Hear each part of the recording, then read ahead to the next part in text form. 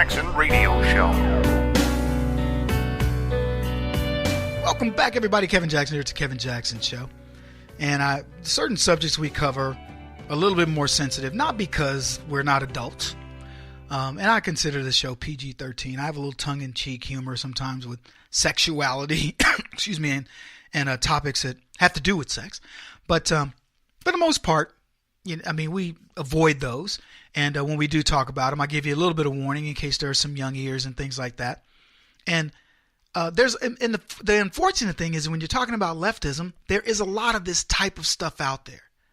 We talked about this Italian actress who said if they won an election or something in her town, some referendum, if they voted no to it, that she would go around on a tour pleasuring men. And we talked about that. And I talk about it in the sense of how silly it is, what leftists are willing to do. And then I told you Madonna had said the same thing. By the way, the Italian actress, maybe. Madonna, no. So, but we cover those topics because I think it's necessary. I don't think we should avoid topics of sexuality, because the unfortunate thing is every time the left tells us, well, you can't talk about religion, politics, and sex, as you guys have heard me say, ask me where they've been beating us in religion, politics, and sex, because we're afraid to tackle these issues. We've been so afraid to bring them up that they bring them up all the time, and then by the time we start talking about, well, hold on a second about all these genders. Oh, look at you, Mr. Joe, homophobic or whatever, And you're going, wait, that's not what I'm talking about. Hold on, can I get a word in edge? Nope, can't do it. So we've been trained in decorum to not talk about these things, and the fact of the matter is we should be talking about these things. Now, here's a subject that I think is very pertinent, because it's one of those that I think it's going to loom larger and larger over the next decade. I think our kids and grandkids are going to be dealing with this. But the leftist media attempted to mainstream pedophilia. And MSNBC put out a tweet that said this. It was NBC actually. Would child sex robots stop pedophilia or promote it? And they offered a link to their article. And I took a screenshot of it in case they were going to delete the tweet, because that's the bad news when you use a tweet. If they delete it, then it just comes up as a blank. But here was an excerpt from the article. And I love this question because I think it causes us to think as well as conservatives. So here's what it says. Sex robots are nothing if not controversial. Some say they perpetuate pornographic representations of women and fuel misogyny by suggesting that consent isn't required for sexual activity.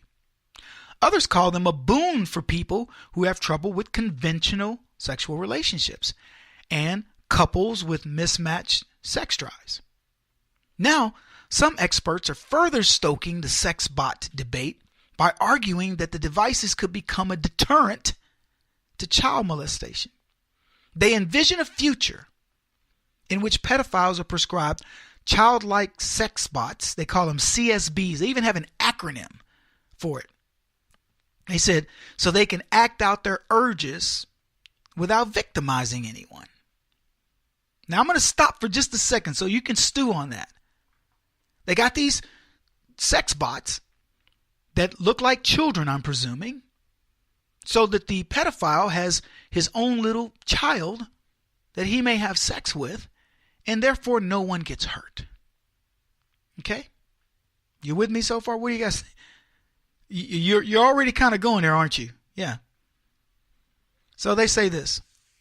There's wide agreement among experts that neither child sex dolls nor CSBs should be freely available for purchase. But some experts say the time has come to conduct scientific research to gauge their possible use as a deterrent for pedophilia, a psychiatric disorder that causes sexual attraction to prepubescent children and that is now treated with psychotherapy or in some cases libido-curbing drugs. The aim would be to examine, they say, whether when used under clinical supervision, the devices could provide a safe outlet for individuals who are sexually attracted to children. Dr. Ron Arkin said this: "We don't know the answers yet." He's a professor of robotics at the Georgia Institute of Technology in Atlanta and an expert on human-robot interactions. I don't know how you can be an expert on human-robot interactions unless you were, made the movie The Terminator or something, but he is. He goes on to say this: "But recidivism in child sex offenders is a major problem in society that needs to be addressed, and there's a possibility that technology may be able to help with that," said the guy who designs robots. So, to help pedophiles, now I'm just thinking out loud here, I want us to go into this together. They've designed robots that look like children. So the leftist logic here is feed the beast. But let's go further and let's just go ahead and provide them for them. Let's buy these robots for these pedophiles, these members of NAMBLA, the North American Man-Boy Love Association, that the ACLU supports and Democrats seem to fall in love with. At the very least, I'm going to make you a bet. Some leftist group will say, we need to subsidize these robots and we need to put them on Medicare and Medicaid. For the people that have this, and I'm using my finger quotes, problem, they need to be able to buy these robots at a subsidized price because it's better for you. This is good for everybody. It's good for society. It's like those liftable wheelchairs for old people. If you just call 1-800-MEDICARE and I will get you your sex bot at a discounted price. We will ship one to you, and if you don't like that one, we'll ship you another little old bitty boy. I mean, would you want to be the one selling this? You're the sales guy for this company? I mean, I've sold a lot of stuff, mostly technology. But I don't know. Now, I was talking about this in another subject.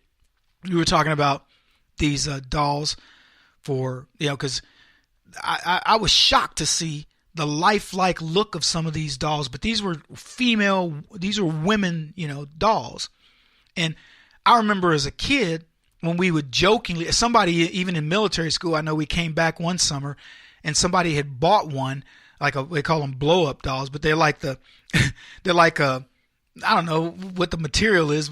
It felt like not nylon, but plastic. It felt like plastic, and the thing just had a big old red lips on the mouth, and I guess a spot between its legs, and we put that on some guy's in his rack, when he went to Liberty or something one day, but we did it as a joke. So the point is, they were just like it was junk. I mean, if you did anything with this thing more than 3 times, I think it was over. The relationship ended. Okay. But now the ones that I've seen, I'm telling you, they've come a long way, baby. I'll put it to you that way. It will turn your head. They take some of the most stunning, dimensions of a woman, put them on these dolls, and they look like they could be in the movie, Terminator, where you're going, wow, I don't know. It made me wonder where these things are going to be in 10 years. But the question for me is about children. Feeding the beast and letting pedophiles feel like, to me, you're feeding that addiction. So the social media erupted. One of my favorite came from Kenny, who's my partner in the film, and he put this: not sure, because the thing was, would child sex robots stop pedophilia or promote it? And Kenny writes, not sure. Did that Obama sex robot stop you guys from prostituting yourselves for his administration? And then this guy, he's an anti-Trumper, but he even drew the line at normalizing pedophilia. And here's what he said: we shouldn't be normalizing pedophilia. It's promoting it.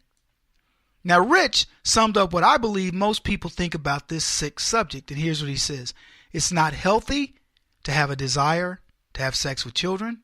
It's not healthy for a child to be engaging in sex, period. You, the media, should write stories about exactly what kind of damage it does to an individual, as well as exposing areas where this is taking place.